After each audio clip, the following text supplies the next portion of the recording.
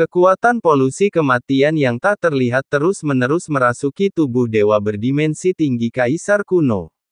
Kekuatan pencemaran kematian semacam ini datangnya dari suatu tingkat yang lebih tinggi, yang secara langsung menembus miliaran sel dalam tubuh dewa kaisar kuno dan merasuki jiwa kaisar kuno yang tak berujung.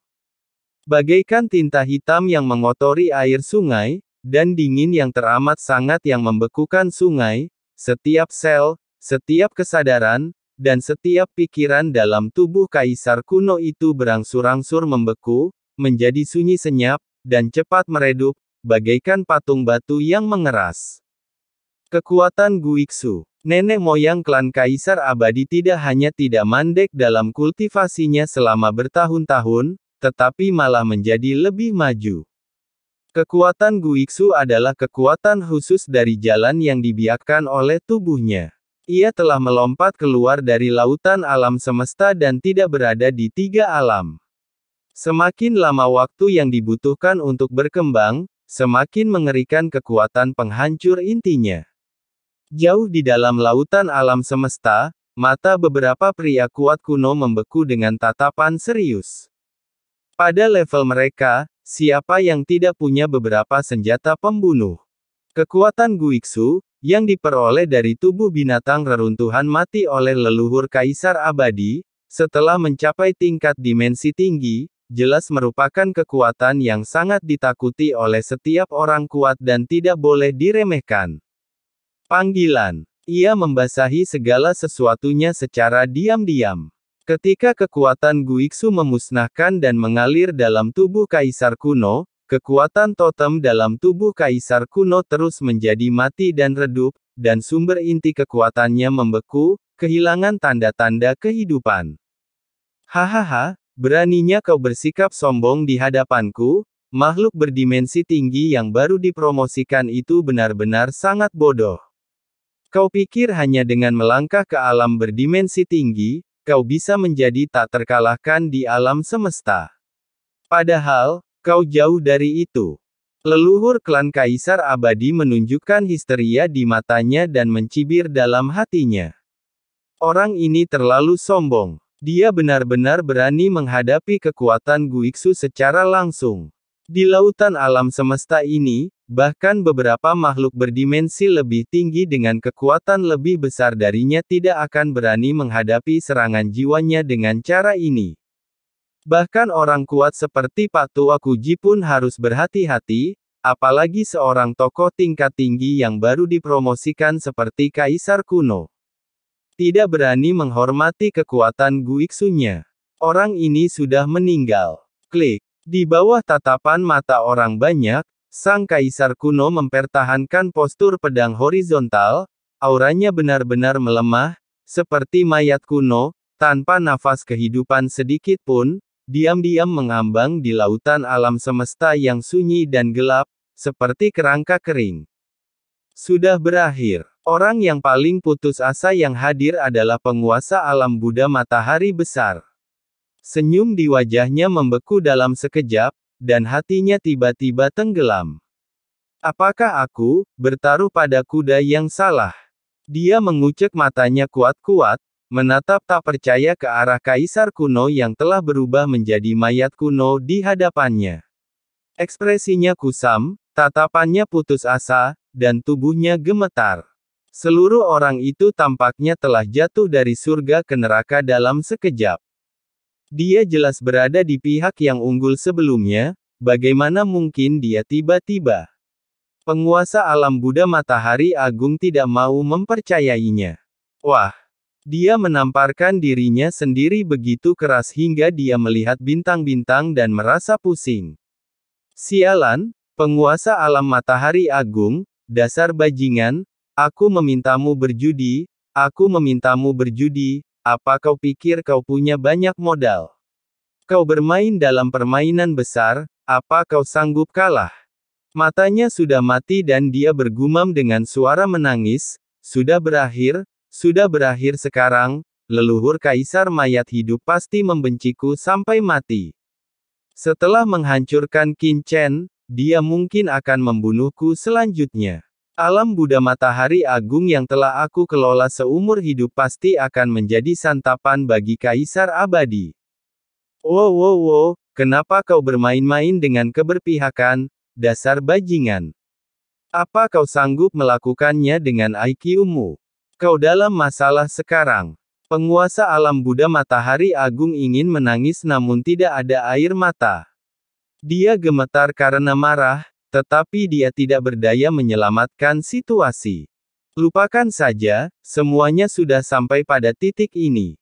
Kita hanya bisa berjuang. Di belakang Qin Chen setidaknya ada leluhur generasi ketiga dari negara kuno Tianhuang. Jika leluhur generasi ketiga dapat tiba tepat waktu, situasinya tidak akan terlalu buruk. Seharusnya masih ada harapan untuk bertahan hidup. Penguasa alam Buddha Matahari Agung menggertakkan giginya, matanya merah, dan dia tampak sangat gila. Pada titik ini, dia tidak lagi mempunyai kesempatan untuk kembali, dan dia tidak mempunyai rencana untuk membelot ke klan Kaisar Mayat Hidup. Dia hanya bisa memilih untuk berjuang sampai akhir. Karena dia tahu betul, bahwa sekalipun status dan kekuatannya tampak sangat mengagumkan di jagat raya, pada hakikat dia hanya seperti itu saja, paling-paling dia hanya seorang tiran lokal.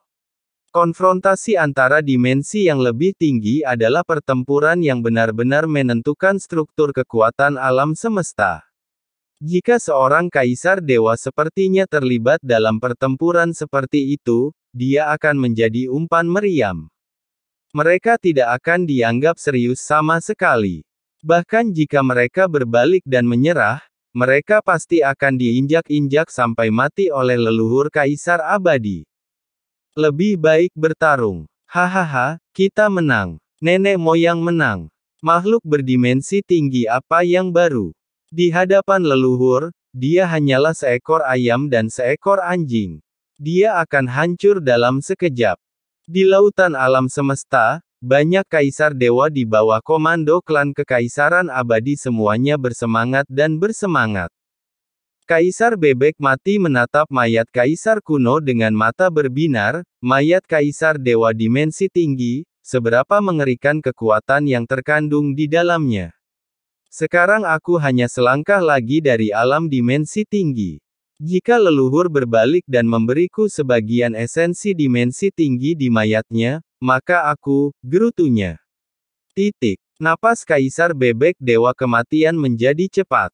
Apa yang paling kurang darinya adalah persepsi kekuatan berdimensi tinggi. Selama dia memiliki kekuatan dimensi tinggi yang cukup untuk dianalisis dan dipahami, kemungkinannya untuk memasuki alam dimensi tinggi akan meningkat 10 kali lipat. Jika aku mencapai dimensi yang lebih tinggi, bukankah aku akan menjadi salah satu raksasa teratas di alam semesta seperti leluhurku? Kegembiraan seperti ini tidak dapat diungkapkan dengan kata-kata. Kaisar kuno senior, di alam semesta asli, Qian Sui, Ru Yue, Hong Huang Zulong dan yang lainnya menyaksikan tubuh dewa kaisar kuno benar-benar mengeras dan berubah menjadi patung batu hitam mati tanpa nafas kehidupan. Hati mereka terus tenggelam. Di kejauhan, Kaisar Dewa Huazi, Kaisar Negara Kuno Tianhuang, leluhur binatang Komodo dan yang lainnya juga menatap Qin Chen dengan cemas, dan tidak bisa menahan gemetar dalam suara mereka, Tuan Qin Chen. Ada ketakutan di mata mereka. Namun, ketika mereka melihat Qin Chen, mereka tercengang. Alis Qin Chen sedikit mengernyit, dan ada ekspresi serius di matanya, tetapi tidak ada ketegangan atau kekhawatiran di kedalaman matanya. Yang ada hanya kebingungan dan tak bisa berkata-kata yang tak dapat dijelaskan. Tuan Qin Chen tidak panik sama sekali. Semua orang tercengang. Ini adalah jatuhnya kaisar dewa dimensi tinggi yang paling kuat di pihak mereka. Mengapa Qin Chen memiliki ekspresi seperti itu? Faktanya, Qin Chen sama sekali tidak panik saat ini. Sisi, tidak ada perubahan di dunia bawah, kan? Qin Chen menatap Sisi. Sisi menggelengkan kepalanya, tidak. Qin Chen mengangguk, lalu menatap kaisar kuno tanpa berkata apa-apa, apa yang sedang dilakukan kaisar kuno ini lagi? Kalau kaisar kuno benar-benar tumbang, tumbangnya makhluk berdimensi tinggi, jiwanya akan terbawa ke dalam reinkarnasi, dan sungai panjang orang mati di dunia bawah pasti akan mengalami perubahan besar. Namun kini, Sisi sama sekali tidak merasakan perubahan apapun di sungai panjang orang mati. Ini jelas menunjukkan bahwa meskipun kaisar kuno tampak tidak memiliki nafas kehidupan, dia tidak benar-benar jatuh. Jadi apa yang sedang dia lakukan? Dalam kehampaan, leluhur klan kaisar abadi menatap kaisar kuno yang sudah mati, lalu melirik Qin Chen di bawah, sudut mulutnya retak, dan dia mencibir, "Wah, ini kartu trufmu, modal kesombonganmu selama ini. Tidak lain hanyalah ini." Gemuruh. Tubuh besar leluhur klan kaisar abadi Su tersembunyi di kehampaan dunia dimensi tinggi, menatap Qin Chen dengan seringai di wajahnya. Ia melangkah maju, dan tubuh besarnya yang tak terlihat tiba-tiba mendekati kaisar kuno. Cakar kukunya yang besar, bagaikan dunianya sendiri, langsung mencengkeram mayat kaisar kuno itu. Tubuh seorang kaisar dewa yang berdimensi tinggi juga merupakan obat mujarab yang ampuh baginya. Oleh karena itu, pada saat kritis ini, hal pertama yang ingin dilakukannya adalah mengumpulkan mayat kaisar kuno dan kemudian berurusan dengan Qin Chen. Tuan Qin Chen, Saudara Qin, Kaisar Negeri Kuno Tianhuang, Kaisar Dewa Huazi, leluhur binatang komodo dan yang lainnya mengubah ekspresi mereka saat melihat ini, mereka buru-buru mengirim pesan ke Qin Chen, sambil bergegas keluar dengan gila. Namun saat mereka baru saja bergerak, terdengar suara ledakan keras dan Kaisar Bebek Kematian mengambil tindakan untuk menghentikan mereka, tidak memberi mereka kesempatan untuk bergerak maju. Saudara Qin, Kaisar Negara Kuno Tianhuang dan yang lainnya sangat cemas. Menurut pendapat mereka, tubuh dewa seperti itu tidak boleh jatuh ke tangan leluhur klan Kaisar Abadi. Kalau sudah didapatkan olehnya, kekuatannya pasti akan semakin diperkuat. Tetapi jika jatuh ke tangan mereka, dengan bakat Qin Chen, kultivasinya mungkin tidak dapat meningkat pesat. Terlepas dari apapun, jika itu diperoleh oleh leluhur generasi ketiga dari negara kuno Tianhuang, luka-luka di tubuhnya kemungkinan besar akan banyak sembuh. Belum lagi kembali ke puncak, setidaknya dia akan mampu memulihkan 70% hingga 80% kekuatannya dan mendapatkan kembali secercah harapan. Namun yang membuat mereka cemas adalah Qin Chen sebenarnya acuh tak acuh terhadap tindakan leluhur klan Kaisar Abadi. Apakah ini merupakan pengabaian sepenuhnya? Di bawah tatapan putus asa semua orang, cakar kuku besar leluhur klan Kaisar Abadi telah mencapai puncak kepala Kaisar kuno. Wow, tepat saat hendak meraih mayat Kaisar kuno, pada saat ini. Hah! Boom! Rantai hitam kuno tiba-tiba meledak dari lautan hampa tak berujung di balik alam semesta asli. Rantai itu bagaikan ular panjang yang tiba-tiba menjulur keluar dan dalam sekejap melilit kuku dan cakar yang terentang ke arah leluhur klan Kaisar Abadi. Apa? Leluhur klan Kaisar Abadi terkejut. Kaisar kuno di depannya tidak memiliki napas kehidupan. Mengapa rantai hitam ini masih bisa aktif? Apakah mereka diaktifkan oleh anggota klan Dewa Kuno yang tersisa? Dengan kewaspadaan di dalam hatinya, kuku leluhur klan Kaisar Mayat Hidup berubah menjadi tak terlihat, menghindari belitan rantai hitam dengan tingkat struktur dimensi tinggi, dan meraih mayat Kaisar kuno. Berdengung. Namun, yang membuat leluhur klan Kaisar Mayat Hidup tidak percaya adalah bahwa rantai hitam ini mengabaikan level struktur dimensi tinggi dan tiba-tiba melilit kuku besarnya dalam sekejap. Bagaimana ini mungkin? Apa asal-usul rantai ini? Mengapa mereka bisa lolos ke dimensi yang lebih tinggi? Wajah leluhur Kaisar Abadi berubah warna dan dia terkejut.